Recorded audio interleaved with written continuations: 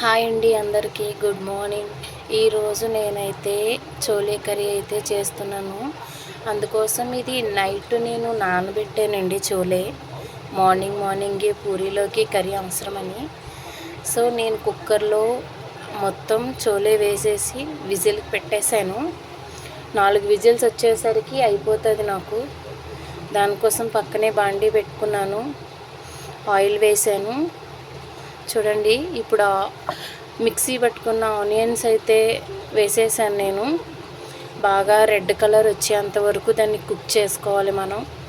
మసాలా ఎంత బాగా వేగితే కర్రీ కూడా అంతే టేస్ట్ వస్తుందండి. చూసారా, నేను కర్రీకి ఎంత ఆయిల్ పడుతుందో అంత ఆయిల్ మాత్రమే యాడ్ చేస్తాను, అంతకుమించి ఎక్కువైతే నేను వెయ్యను. సో ఈ పక్కనే చూడండి, చోలే ఉడకబెట్టి నేను కుక్కర్లో సగం తీసి ఫ్యాన్ కింద పెట్టాను, సగం కుక్కర్లోనే ఉంచాను. ఎందుకంటే మిక్సీ పట్టి వేయడం వల్ల మనకి గ్రేవీ అనేది రెడీ అవుతుంది ఫ్రెండ్స్. అందుకోసం ఇవి మీకు చూపించాలని చూపిస్తున్నాను. ఇవి నేను కుక్ చేసినమాట. చూద్దాం. ఇప్పుడు ఉల్లిపాయలు వేగినాయి చూడండి, రెడ్ కలర్ వచ్చింది.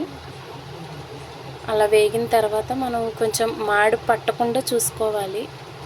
మాడితే మళ్ళీ వాసన వచ్చేస్తుంది. మాడకుండా మనం దగ్గరే ఉండి మసాలా అనేది ఓన్లీ అది ఉల్లిపాయ పేస్ట్ మాత్రమే, ఇంకా అందులో నేను ఏది కూడా యాడ్ చేయలేదు. ఇంకా ఓన్లీ ఉల్లిపాయ పేస్ట్. ఎందుకంటే పూరీకి ఇక్కడ తినేవాళ్ళు, నార్త్ వాళ్ళు తినేది మాత్రం చోలే కర్రీ మాత్రమే తింటారండి. మనం శనగపిండి కర్రీ చేస్తాం, ఇంకా రకరకాలుగా ఎన్నో చేస్తాం, కానీ అది మాత్రం ఇష్టపడరు. చూడండి, ఇప్పుడు నేను అల్లం పేస్ట్ వేసాను. ఈ అల్లం పేస్ట్ కూడా పచ్చివాసన పోయేంత వరకు దీన్ని కుక్ చేయాలి మనం. అల్లం పేస్ట్ అనేది పచ్చివాసన రాకూడదు అసలు. ఇప్పుడు నేను అందులోకి ఉప్పు, కారం, గరం మసాలా, అంచూర్ పౌడర్, ఇంకా ధనియా పౌడర్ కూడా యాడ్ చేశానండి. కొంచెం గరం మసాలా కూడా యాడ్ చేశాను, ఇంకా చోలే మసాలా వేయలేదు.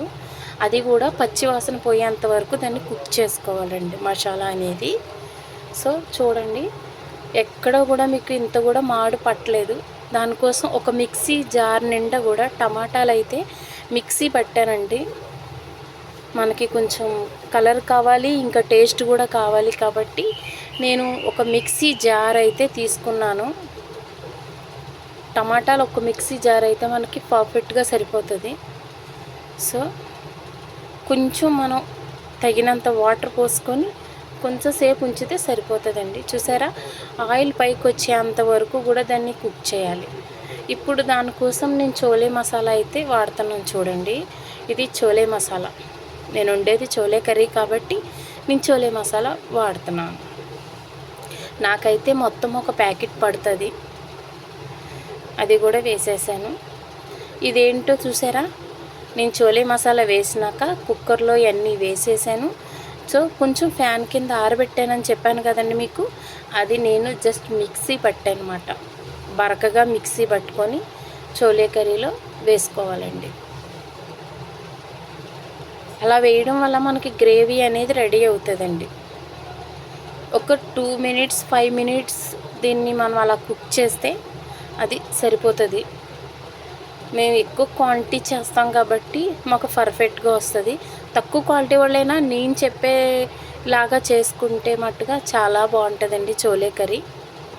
చూడండి, అలా ఉడకాలి. అలా పొంగుతూ ఉంటేనే కర్రీ అనేది టేస్ట్ వస్తుంది, ఇంకొక మంచి స్మెల్ కూడా వస్తుంది. రుచికి సరిపడగా కొత్తిమీర యాడ్ చేసుకున్నాను. అంతే ఫ్రెండ్స్. మరో పక్కన మాత్రం నేను పూరీ వేపడానికి రెడీగా పెనం అయితే పెట్టేశాను. చూసారా, ఆల్రెడీ 7 అయిపోతుంది. నాకు ఈ వీడియో తీయడం వల్ల కూడా కొంచెం టైం అనేది పడుతుంది. సో మొత్తం అయితే నేను తీయట్లేదు. సో ఒక కర్రీ అయితే నేను తీయగలుగుతున్నాను. మీకు ఇవాళ వీడియో పెట్టాలి అనుకున్నాను, చోలే కర్రీ, అందుగురించి పెట్టాను నేను. ఒకసారి వీడియో తీసి చేద్దామని చేశాను ఫ్రెండ్స్. చూడండి, ఇలా అయితే కర్రీ అయితే అవ్వాలి మనకి. ఈరోజు వచ్చేసి మా హాస్టల్లో ఏం కర్రీ అనుకుంటున్నారా, నేనైతే ఈరోజు వంకాయ టమాటా కర్రీ చేశాను, ఇంకా పప్పు, తోటకూర కూడా చేశానండి. ఓకే ఫ్రెండ్స్, మీకు నచ్చితే లైక్ చేయండి.